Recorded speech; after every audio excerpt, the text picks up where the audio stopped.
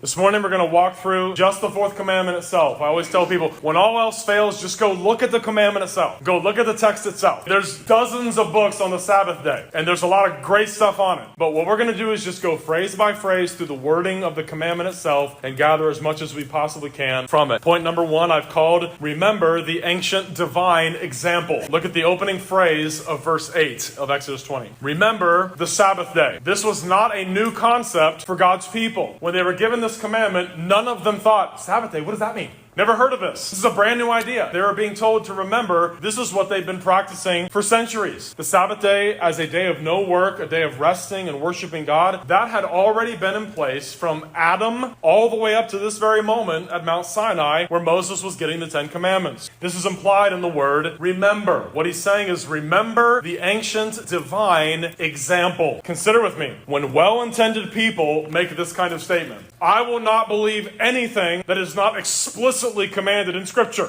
You know people like that? People had been keeping the Sabbath day from the days of Adam all the way up to this very moment at Mount Sinai where Moses gets the Ten Commandments, and there are no commandments anywhere to do so. None in the Bible. Now you have an example. You have the divine example of creation week. God worked 6 days and rested on the seventh. And you see the Sabbath day being observed and kept in the 7-day week. You see it all the way through the Old Testament, all the way up to this point. Just consider a few of these examples, please. Genesis 4 verse 3. So it came about at the end of days that Cain brought an offering to the Lord of the fruit of the ground. So when did they come to worship? At the end of the days, at the end of the week. Genesis 7 verse 10. It came about after the 7 days that the water of the flood came upon the earth. Man continued to follow the 7-day week that was marked by the Sabbath, or the seventh day, over and over and over again throughout the Old Testament. That was the pattern that they followed because that's what their Creator had done during creation week. They followed the divine example. There is no commandment to do this in the Old Testament prior to Exodus 20. But the people of God did it anyway. In fact, the whole world did it anyway.